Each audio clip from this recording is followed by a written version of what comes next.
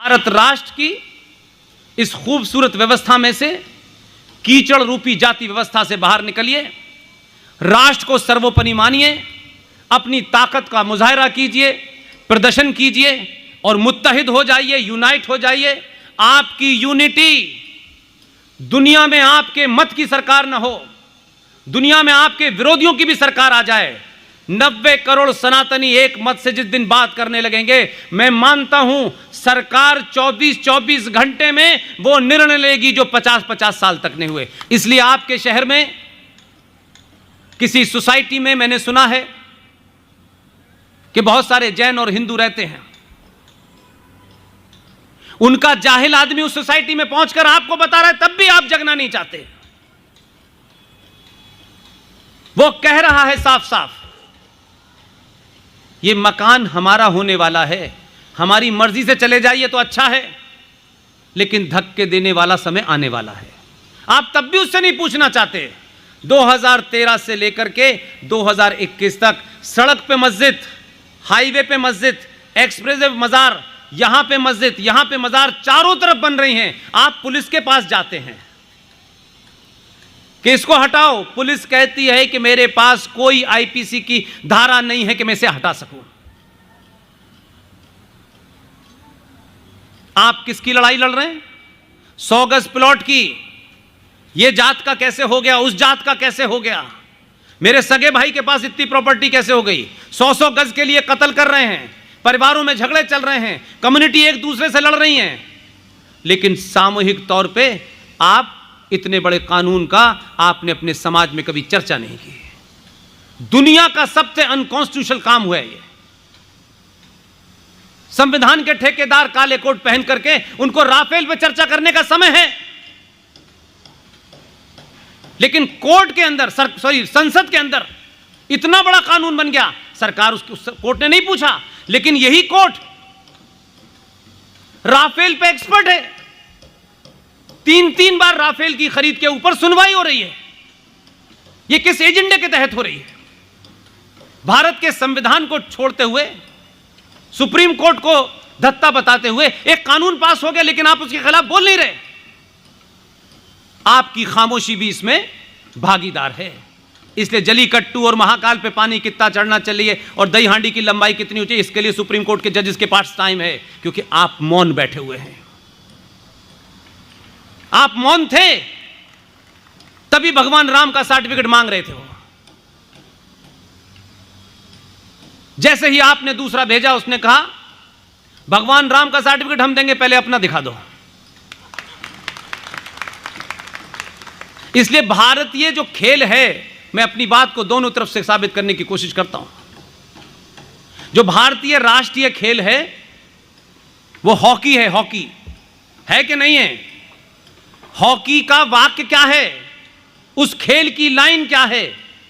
Hockey का नियम है, attack is the best defence. अगर आपके गोल में बॉल आ गई तो जो दुश्मन डी तक ले आया है बॉल, फिर तो वो अंदर कर ही देगा, लेकिन अगर खेल उसकी डी में होगा तो आपकी डी हमेशा सेफ रहेगी। खेल का मैदान बदलिए। धारा 370 हटने से कुछ रियायतें मिली हो, इसकी चिंता आपको हो सकती है, मुझे नहीं है। धारा 370 हटने से जो खेल भारत की धरती पे हो रहा था, अब वो पाकिस्तान ऑक्युपाइड में हो रहा है। खेल का मैदान बदलिए। इसलिए attack is the best defence. ये लव जिहाद की समस्या जो है, ये बैठ करके गुरु घंटाल नहीं समझा सकते आपको। इसलिए आपको समझौता करने के लिए बताया जा रहा है कि समझौता कर लो, क्योंकि ये तो भाई हैं। हमें 100 साल बाद पता चला ये भाई हैं। जिस दिन भी सनातनी हिंदू समाज में काउंटर लव जिहाद हो गया, वो जिहाद भी भूल जाएंगे और लव भी भूल जाएंगे। वो ले जाते हैं, आप लाने में 5 साल निकाल देते हैं। जो चला गया उसे चला जाने दीजिए। आप में लाने की शक्ति पैदा हो जाएगी, जाना बंद हो जाएंगे। इसलिए जाति के ऊपर आखिरी टिप्पणी करके खत्म करता हूं। यह ब्राह्मण है, ब्राह्मण ये है, ब्राह्मण वो है। बड़ी बड़ी शादियां होती हैं, उन शादियों में मैं देखता हूं साहब, करोड़ों के पंडाल, 10-10 हजार रुपए की खाने की प्लेट, करोड़ों रुपए के फूल, सब पे खर्चा होता है। एक एवरेज मानसिकता है हमारी। लेकिन उसी शादी के अंदर जो मूल काम है, जो मेन काम है, जिसके बगैर वो शादी नहीं हो सकती, वो पंडित साइकिल पे आता है, पुजारी एक बड़ी मामूली सी धोती पहने होता है, एक थैले में कुछ भगवान उसके होते हैं, वो मर्सिडीज कार से नहीं आता।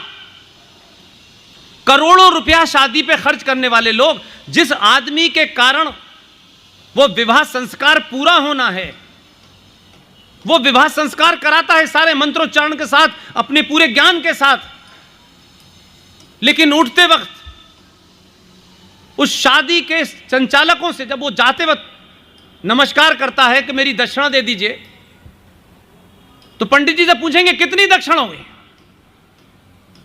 तो पंडित जी ने कहा आप जो समझे ठीक, फिर भी पंडित जी बता दीजिए। वो पंडित कहेगा 500 रुपए बहुत है, तो मालूम है वो करोड़ों रुपए खर्च करने वाले कहते हैं पंडित जी आप तो लूटते बहुत हैं।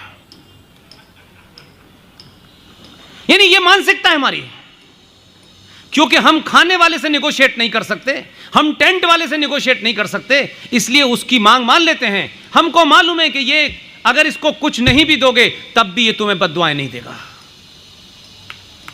इसलिए ब्राह्मण ब्राह्मण ठाकुर की बात आखिरी कहता हूं कि हमारे आदर्शों में, हमारे समाज में, हमारी संस्कृति में, हमारी परंपराओं में पैसे वाले नहीं पूजे जाते। हमारी परंपराओं और आस्थाओं के अंदर त्यागी को पूजा जाता है, जो त्याग करता है। इसलिए ना तो अंबानी की मूर्ति पे कोई फूल चढ़ाता है, ना बिरला टाटा के यहां कोई जाता है। हम अपने बीच में से जिसने त्याग किया होता है समाज के लिए, हम उसके साथ खड़े होते हैं। इसलिए जो लोग ब्राह्मणवाद के ऊपर अटैक बहुत करते हैं, लेकिन तथ्यों पे बात कहो ना यार।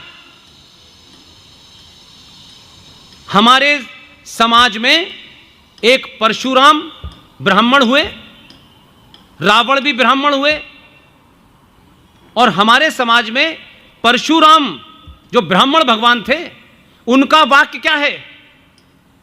ये सब मैंने रटा है इसलिए कि मेरी बैकग्राउंड नहीं, आप जानते मैं कहां पैदा हुआ हूं, मैंने तो कलमा कुरान पढ़ा है। परशुराम कहते हैं जन्म जायते शूद्र, मनुष्य जन्म से शूद्र होता है, कर्मों से वो ब्राह्मण ठाकुर बनिया बनता है। वो समाज, इतना बड़ा समाज, आज भी कर्म के नाते रावण का पुतला चौराहे पे जलाया जाता है और कर्म के नाते परशुराम मंदिर में पूजे जाते हैं। दोनों ब्राह्मण हैं, और वही ब्राह्मण एक कर्म के नाते जिसने त्याग किया, जिसने एक उच्च व्यवस्था को स्थापित किया, जो राम जब घर से निकल के जाते हैं तब तक राम होते हैं, और वहां से लौट के जब वापस आते हैं तो वो मर्यादा पुरुषोत्तम राम कहते हैं। हर ब्राह्मण उस ठाकुर छत्री की पूजा करता है क्योंकि वो त्यागी है। इसलिए भारत राष्ट्र की इस खूबसूरत व्यवस्था में से, कीचड़ रूपी जाति व्यवस्था से बाहर निकलिए, राष्ट्र को सर्वोपरि मानिए, अपनी ताकत का मुजाहिरा कीजिए, प्रदर्शन कीजिए और मुत्तहिद हो जाइए, यूनाइट हो जाइए। आपकी यूनिटी, दुनिया में आपके मत की सरकार ना हो, दुनिया में आपके विरोधियों की भी सरकार आ जाए, 90 करोड़ सनातनी एक मत से जिस दिन बात करने लगेंगे, मैं मानता हूं सरकार 24-24 घंटे में वो निर्णय लेगी जो 50-50 साल तक नहीं हुए। बहुत बहुत धन्यवाद। Thank you very much.